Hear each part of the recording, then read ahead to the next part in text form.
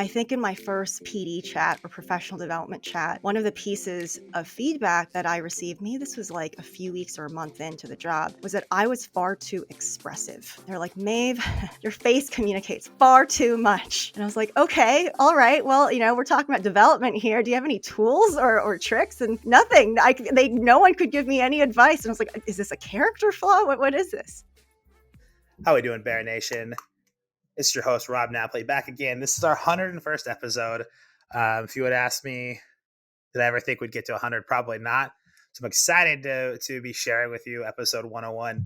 And I have a really amazing founder on with me today. And this is probably what, Maeve, a year plus in Year plus, like a in year the and a happening half. from Yeah. when I asked you to be on the pod to finally getting our schedules to align and to be fair, the business is to align with a lot of the stuff that you're going through. So Maeve, as the founder of IAMBIC, and I can't wait to talk about your story, but Maeve, say hello to Bear Nation for us. Thanks for having me, Rob. Just excited to be here. I love your podcast, by the way. They're really helpful. Actually, I don't know if this is going to be as helpful as your other ones, but I hope so.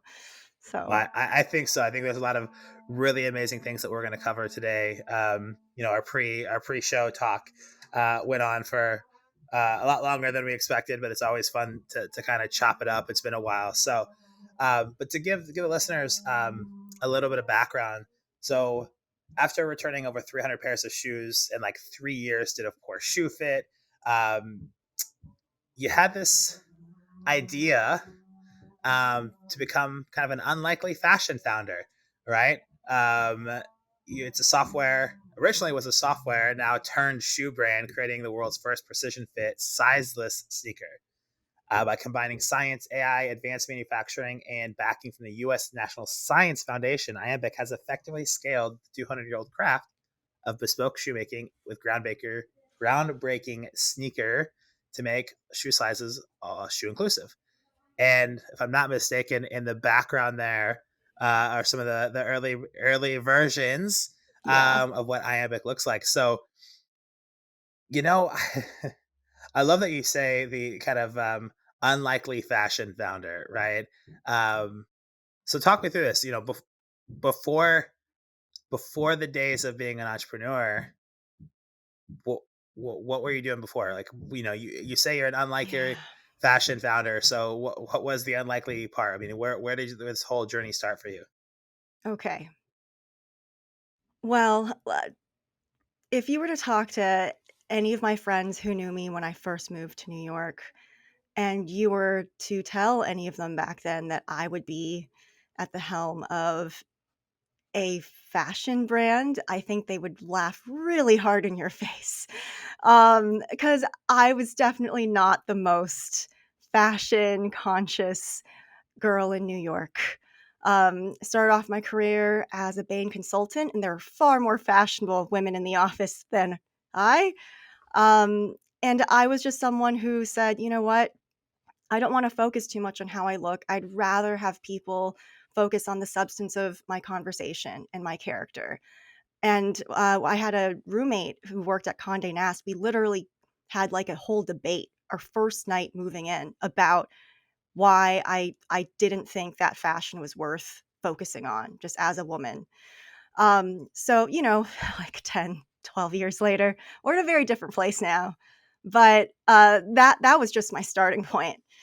Um, so that I just want to kind of level set there. Definitely, if you'd known me back then, just a very different person now talking to you. Well, and it's funny because early days Harvard grad, um, went into consulting.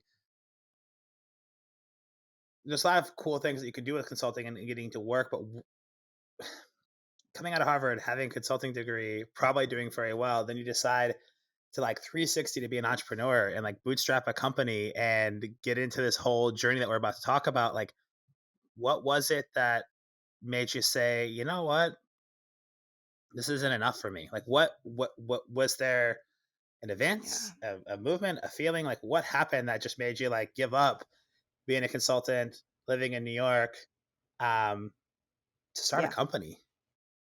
So I think it actually happened in two stages. There was like the 180 and then there was the full 360 sort of.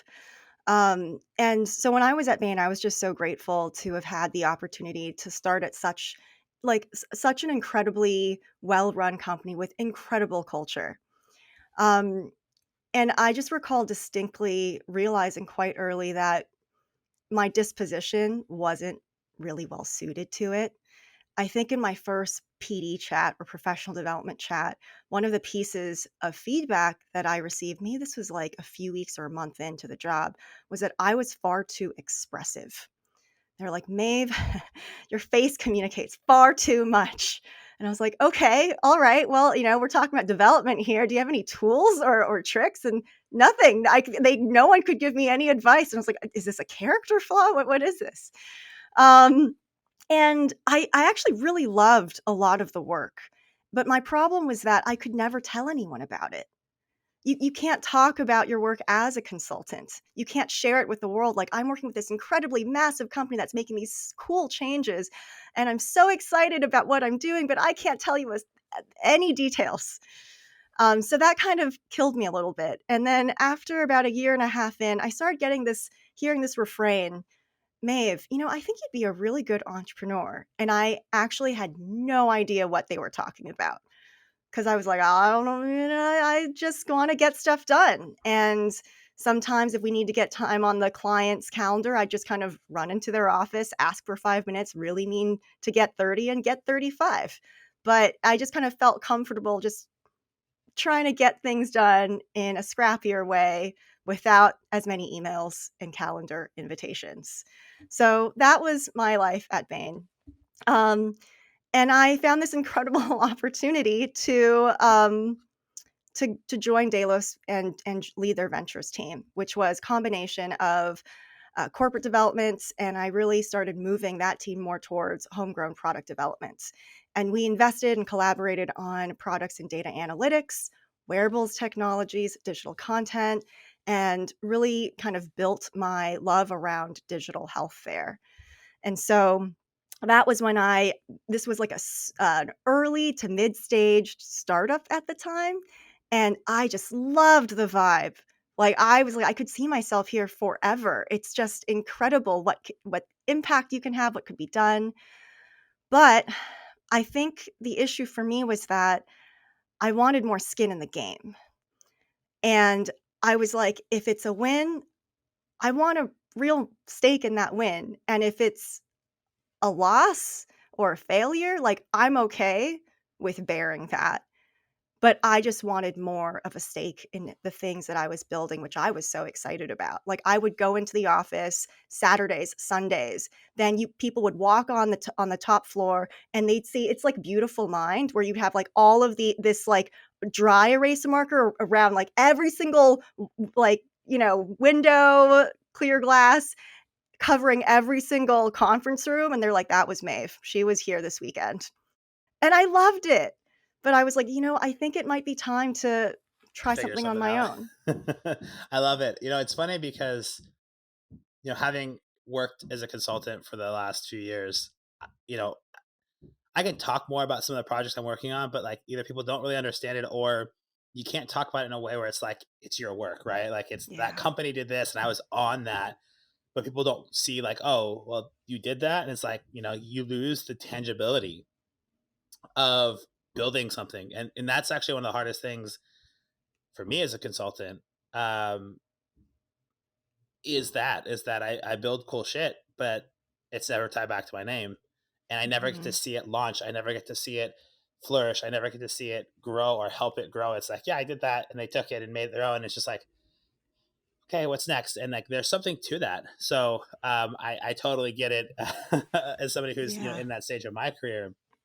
And I love how the ability to go to Bain and to DLOS Ventures, right, from Bain to DLOS Ventures to see all these startups, also kind of give you a firsthand view of learning by doing in a little bit less risk environment, even though you were looking at the investment side before you finally jumped all in and was like, screw it, let's go, let's build something cool.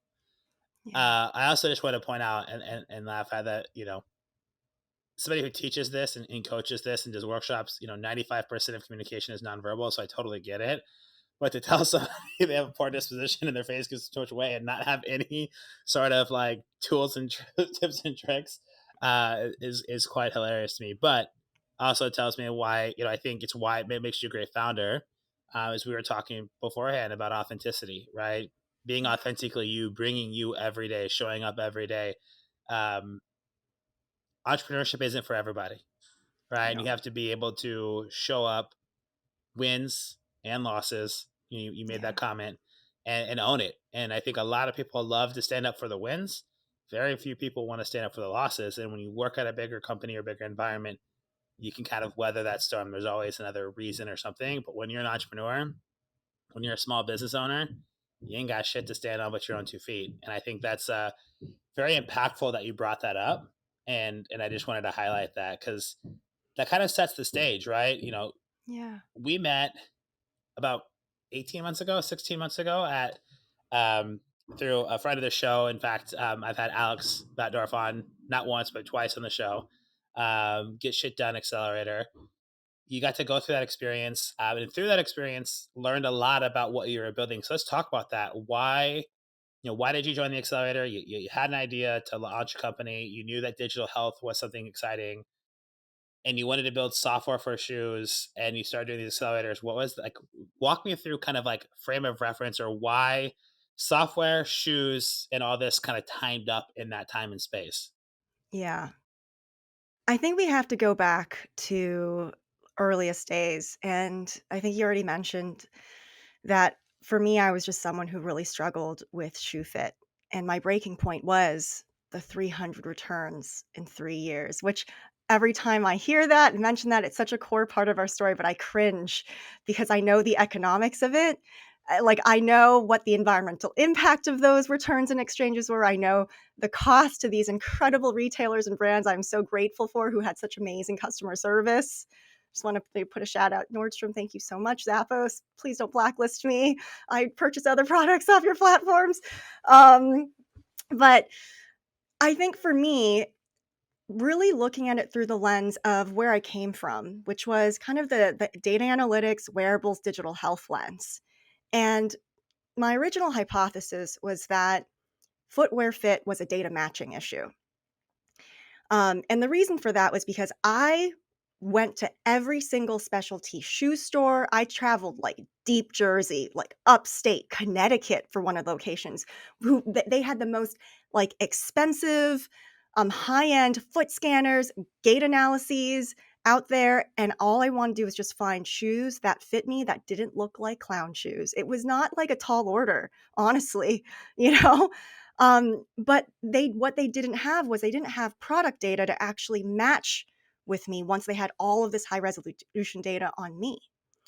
And so I was like, okay, if we could create a data matching tool that could pull high resolution data from a consumer grade device like everyone's smartphone, they wouldn't have to go to places like deep Jersey or upstate, right?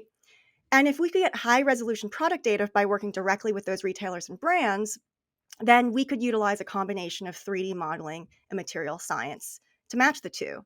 And I felt really comfortable with the 3D modeling piece because growing up, my dad was actually a software developer and aerospace engineer. So he developed his own CAD software in the 90s for like aerospace parts. And it was just so cool seeing it. I was like, this stuff is possible. I know this technology exists. Okay.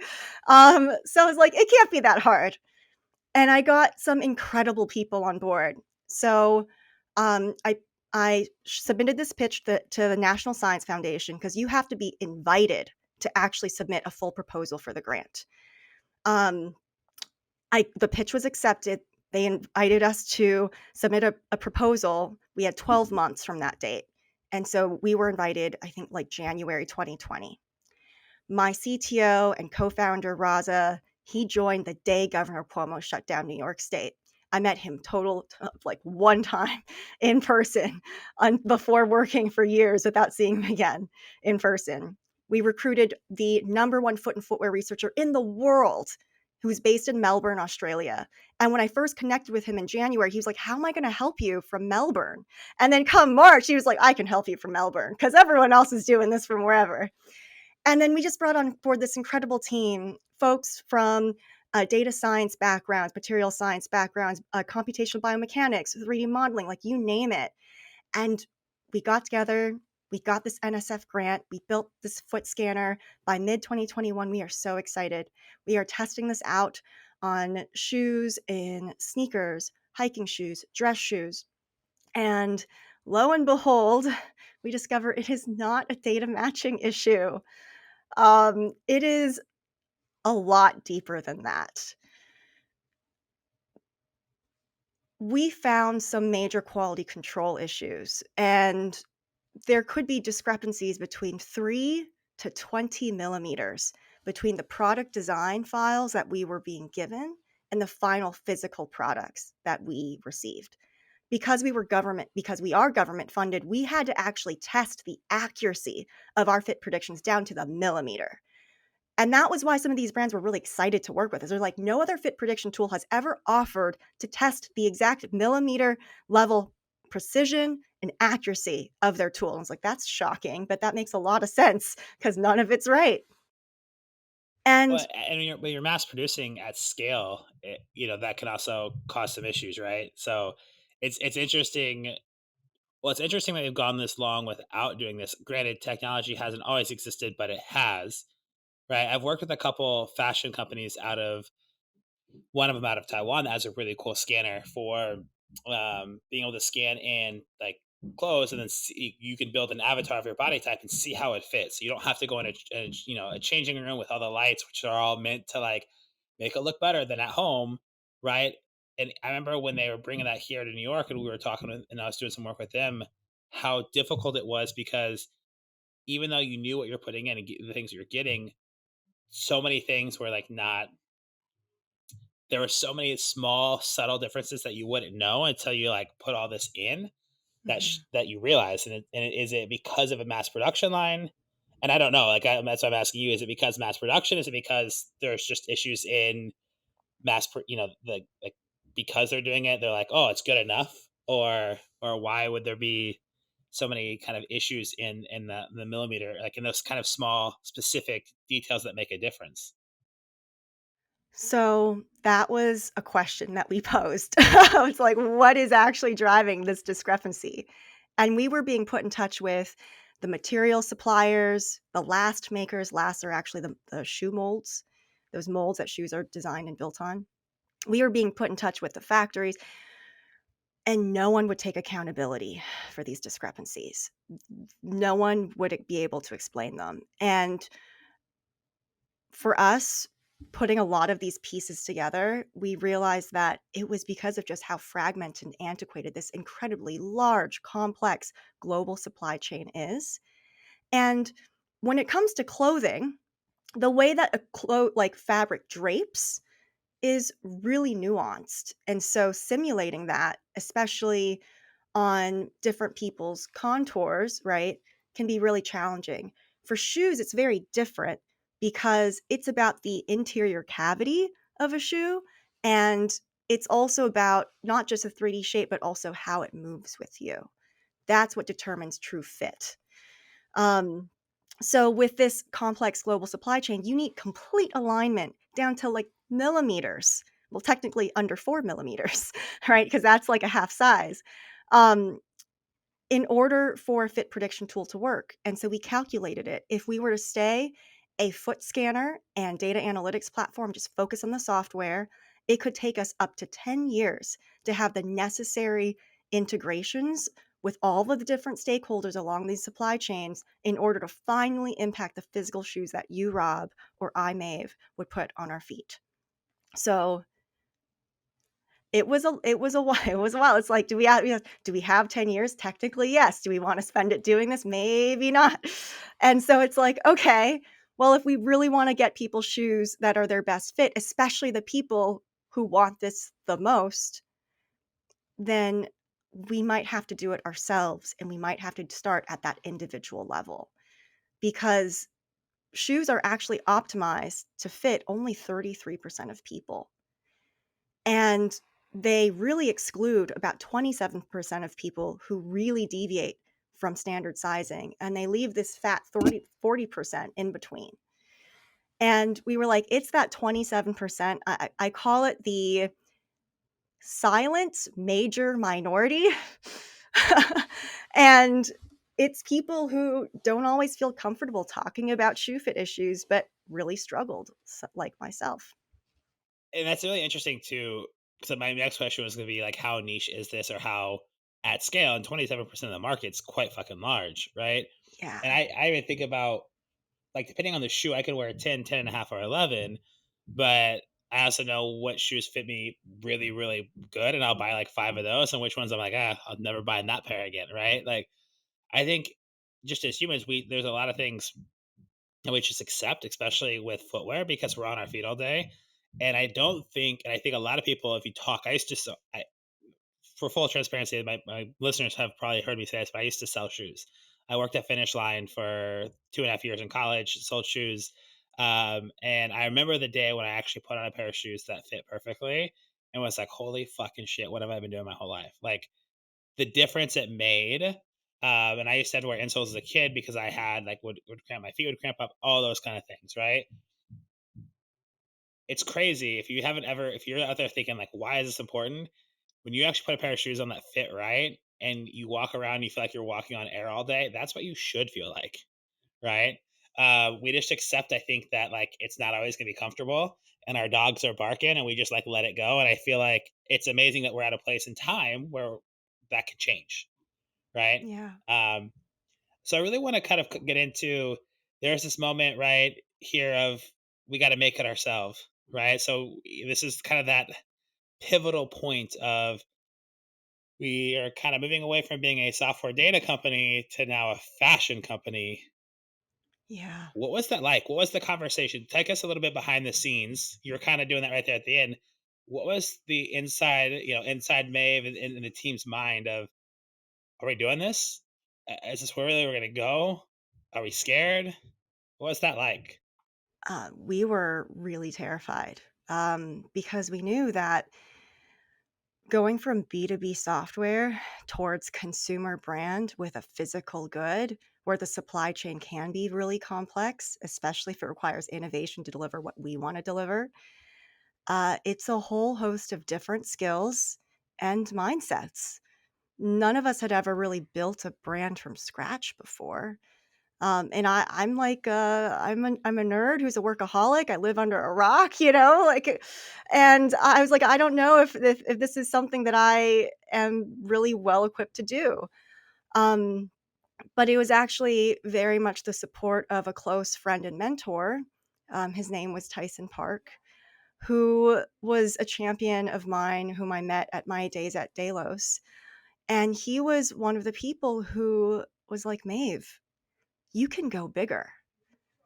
And he really instilled so much confidence in just me as an entrepreneur, because he was one of the people who encouraged me to take that risk and that leap and do something on my own. So he was always kind of back there as a supporter of mine. And when I was at this stage, he was like, Maeve, I think there's something definitely here. And he put us in touch with some incredible people. This industrial designer whose career, Coleman Horn, his career literally inspired a Cameron Crowe film where he was played by Orlando Bloom back in the day when Orlando was a hot commodity. I'm sure he still is, if he is Kind of, listening. yeah. Don't know what work he's doing these days, but He just did Carnival Row. It's had 2 seasons on Amazon, so I live under a rock. See, yeah. Well, and yeah. Katy Perry mentioned him in the news recently on a Twitch live stream. I won't get into that topic, but Oh, okay. so he's still very relevant. Oh, excellent. Okay, I'm glad. I'm very happy about that. Um, and a lot of these introductions that he made really allowed us to find the right designers, find the right partners in our supply chain, to really get this off the ground. And without those introductions, without really kind of like boosting our team and really instilling confidence in just us as a team and then our vision, I don't think we would have been able to have the guts to do it. We were really scared. Um, and going back to NSF and saying, hey, thank you so much for this grant, but we now want to pivot from personalized recommendations to personalized product. And the technology here is like very different in terms of what we need to make it happen. We had to effectively reapply to just keep the funds that we'd been given, and make a really strong case for it because it's this taxpayer dollars. There's a huge social benefit here. Social impact's really big when it comes to these grants, as well as the opportunity, right? Market opportunity. So going out there having to convince the US government to build your own brand, it's just really different than, a B2B software company. Well, I We made think it. there's a couple of things there. I think one, B2B software is more scalable, so of course they're more excited about that. Two, Yeah. I think that what you're doing has huge implications if you get it right on your own product, like the scalability of that. You now have a bunch of testing data that you can leverage, right? Yeah. But it is scary because you're going into a time and place where we're looking at 2023. Capital is not as easily to be accessed right now, especially if you are a product company with a global supply chain.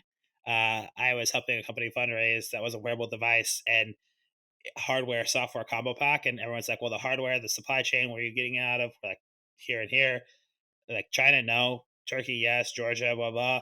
And like, nah, we're still not going to touch it. We don't trust hardware and products right now. And it's like, so that's a really big leap. So it's amazing that you had somebody like Tyson in your corner to do that. I think for those that listen to this podcast, for entrepreneurs out there, every one of you, every almost every entrepreneur I talk to has that internal drive, right? But there's Yeah. always somebody in their corner, Yeah. right? And I think it's important that as entrepreneurs, they say like, you got to be crazy. Everyone's gonna call you crazy. Don't listen to them.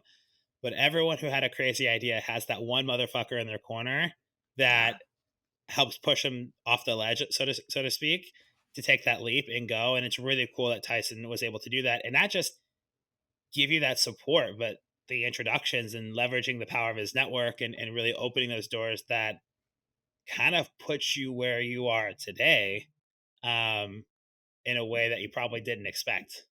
Right. And I appreciate you Yeah. sharing that. If it wasn't for him, probably would have never happened. And that's scary to say, but it's also awesome because that means all these things that are happening are just new doors being opened that are gonna just great turn into great things. Yeah. I think with Tyson, it's bittersweet. Um, so we started this pivot fall 2021, and we really went all in setting up our supply chain early 2022. And we are ready to finally start our branding and really think a little bit more deeply about our marketing strategy and a few other things that had kind of fallen to the wayside as we were just under the hood trying to get something that could work. And he was like, Maeve, I got you. I've got this. I am in touch with just culture, and I know people, and I'm hip and I'm cool and I'm a tastemaker. He didn't say those things, but it was very much there. We all knew it. He didn't have to say it. And I've got this. But he passed away quite suddenly last August. Um, thank you. It was really hard because he was a friend and a mentor who was just someone who was always in my corner. And it was really hard losing someone who was such a strong champion of this new vision that many of us were just really nervous and terrified, but finally getting comfortable embracing.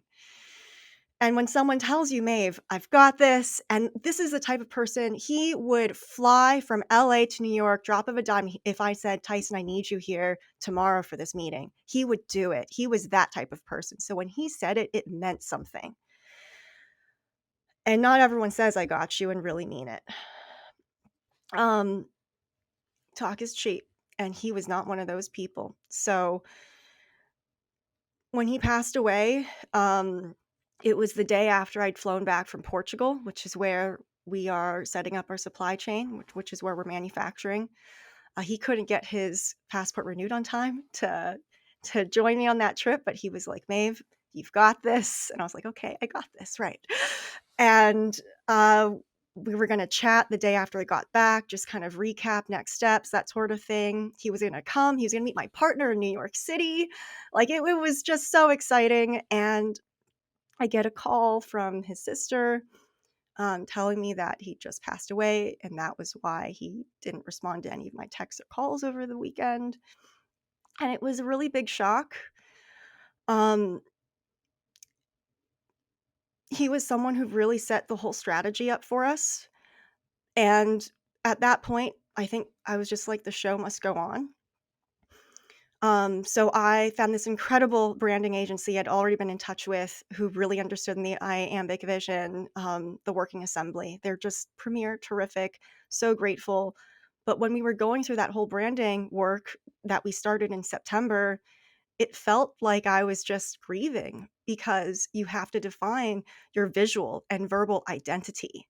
And I was literally going through, sorry, I was literally going through hundreds of pages of notes of my conversations with Tyson about the vision and a lot of his vision for the company and trying to bring that to the work. And it was really hard, but I I think what came out of it was something I'm pretty excited about. But it was really sad trying to bring to life something that I really wish he'd been there to, like, help with, but also to just realize this vision he was such a big part of creating. Especially since he Yeah, was such a big part of not only that vision but the decision to move forward, right? Without him, yeah, I do think is, and for me, it was out there. We have our own ways to grieve, and everyone grieves differently. I think it's really important that you took the time to grieve and took the time to also put his flair, his essence, his, he seems like he has a big personality. The way you tell stories of him and putting that into the brand, it's pretty awesome. And it's I think the way to remember him and to leave his lasting legacy and impression on the company is to infuse the brand with a bit of him in it. yeah, But I also think, that there is something that was able to come out of you, and the fact that when you passed off and he was like, I got you, I'll take on the branding stuff, and then you have to come back into that. I think it really also helped you to take what he had, but also infusing a bit of you into that brand to kind of create something that you can honor him by, but also you can lead, right? And yes, and you can own. And I think that's really hard because we coach entrepreneurs to not be in control of everything all the time, and for you to give something up and then bring it back and then infuse it and now pass it off again, as a lesson. I think that's going to help set you up for scalability and things that you're going to run into down the road. And those are the hard fucking lessons that people don't talk about, right? Not only did you lose one of your biggest champions and head of brand, you lost a friend, a mentor, a colleague, a confidant, and then you had to turn around yeah, and launch a big branding campaign to launch the company because you had goals and things that had to happen, and the show must go on. And all those things are the things that happen. Life happens, and we forget that life happens sometimes in yeah, this entrepreneurial world we live in, where we talk about all these, my challenge was this and I overcame it and now I'm successful, right? Versus like, nah, shit's hard and we're still not over it. Like there's things that are going to hurt us for a long time, yeah, but it's how we leverage that, and it's how we started the show off talking about you wanted skin in the game, take responsibility for the successes and failures. And this isn't either a success or a failure yet, right? I think it's going to be a huge success when it comes out.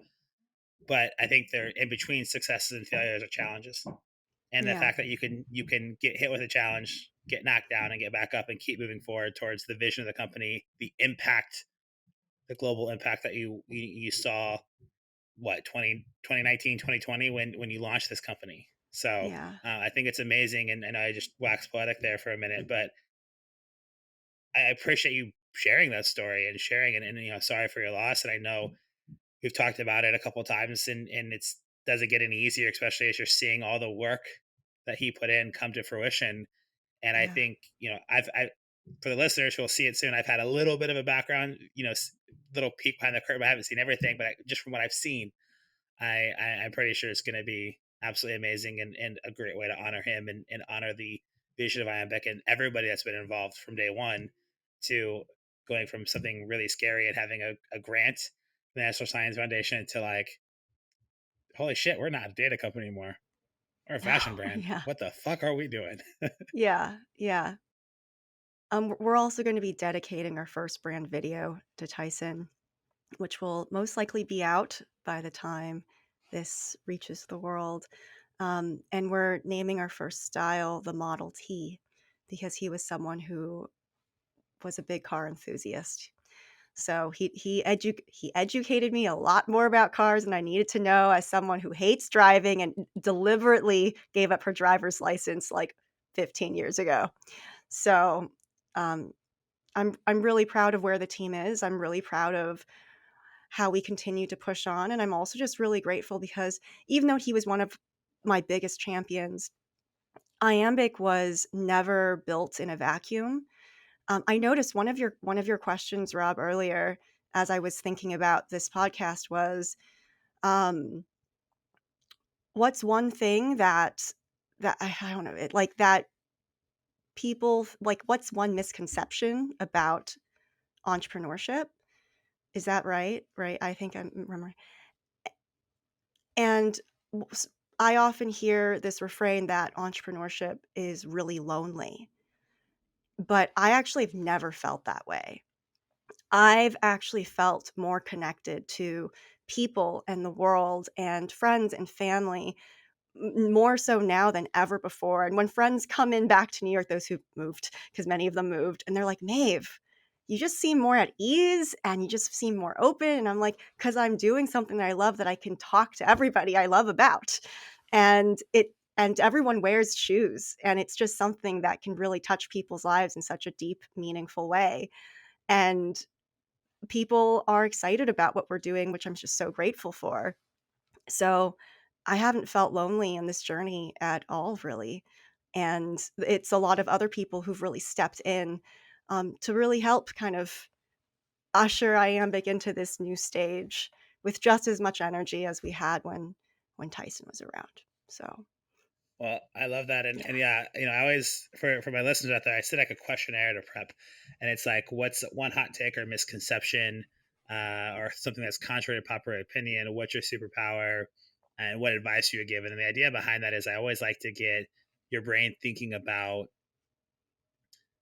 entrepreneurship in a different way, right? Because we hear so much about entrepreneurship, and I love that you shared that entrepreneurship isn't lonely, because I know a lot of people that find it lonely, but I think the difference between those that find it lonely and those don't is the fact that you have to like, and I know that the way that you're even saying this and the way you've talked about this whole experience is that as a founder, you either isolate yourself or not. Like, you Mm. have to be the one to draw into your community. You have to reach out. You have to call on those people. You have to make an effort, like when you're doing your beautiful mind shit, to still be present. I know you live under a rock, but you don't live under a rock so much, for the fact that you do keep in touch with people, right? Like, we've kept S in touch throughout this journey, and I probably like Yeah, one of the last people on your list to keep in touch with. But you always kept me in the loop. I was part of some early testing. I did some survey stuff for yeah, your team, right? And like, you made sure to keep those people around you, or in your circles, so that you never were isolated. I think that's really hard for many entrepreneurs to do, because they go, I'm going to go build this, and I'm going to go in a hole and build it, versus I'm going to go build this and get as much input, and then how to manage those relationships. And I think the hot take there is, if you're a founder and you're finding that it is lonely, you need to look in the mirror and start looking at, well, who are you talking to? Who are you hanging out with? Who do you have as your champions? Do you need to get champions? Do you need to go get mentorship? yes, Because without those things, I don't know if IAMBIC would ever be what it is today, right? Without having the right 1,000%. mentors and champions in your corner. And that's really amazing. I'm really excited to see what's going to happen with IAMBIC and how it's going to change. And I know you've got some really cool events. So I would love to to kind of to talk, give you a chance to shout out what you got coming up. What's, I know depending on when this episode airs, this might happen, but let's talk about it. You're about to launch your first brand, video. You've got some really cool things coming up. So this is your chance to talk Iambic up. What can listeners expect? What should we be paying attention to if we're going to start following your journey and the company's journey? Well, next month, we will be finally launching. Um, yeah, it's pretty big. We're gonna finally have a full website. I know it's been a long time coming now, and we're gonna be opening up pre-orders for our executive experience. So this year, we are rolling out a program that's almost like Iambosphere, which is what you've been part of, Rob. And thank you so much, by the way, for taking all of the little interviews and surveys because those are really big for us. But we actually see the executive experience as like the VIP paid version of Iambosphere, where it's people who want to be part of our first rollout and get kind of the white glove service and all of the attention on them, their needs, their perspectives on shoes, what makes them tick, what doesn't, and if they could design iambics the way that they could, how would they make their iambics? We're going to be rolling out only about 600 pairs over the next year. And that's because we really want to get to know every single one of our earliest customers. I don't even want to call them customers because I see them as part of the mission and building Iambic still. But people are going to have the option of actually coming to a studio in New York City for the white glove in person fitting, where you get scanned with the Artec Space Spider, which is actually a scanner that NASA uses on the International Space Station. And it's pretty cool. And we actually get to walk you through how we developed our technology, because that was one of the pieces of equipment we used to develop our smartphone scanner, which is part of the virtual consultation. After that, they get what we call the pilot shoe, which is a test pair. So they get to draw on their iambics and show where does it feel super great. And if it's a little bit loose or a little bit tight in these other places, let's, firm that up a little bit, right? And so it's one way of making sure that there's a conversation about the shoe, because it can be so easy to say, oh, it's good enough, because good enough is not what we're going for. And then they get their final pair of iambics. And so we call it the executive experience, not just because there's like a VIP element to it, but also because we want people to feel like they're in control. Like there's this element of collaboration, co creation that's always been part of, I guess, me as an entrepreneur and our team. And I think it's just so important to preserve that for anyone who puts our shoes on their feet for the next year. And then we're going to be rolling out a different version of the shoe the following year, and that's going to be focused on a fully virtual remote experience using our smartphone scanner, which we built with the NSF funds. And we're going to really be incorporating all the insights and feedback from our executive experience customers to that Model T, which is named after Tyson. So, Well, that's um, exciting, and this is all happening. April into May as we're April kicking to things off May. here in 2023, which is really exciting. So those that are listening, when this drops, be on the lookout for what IAMBIC's doing in the journey. Quick question: the ones there with the red, I love it. Are you going to do custom colorways? And if so, I need like the bottom of that shoe to like be like a three-tone brand colors. Is that possible at some point to get to do some custom colorway brand shoes?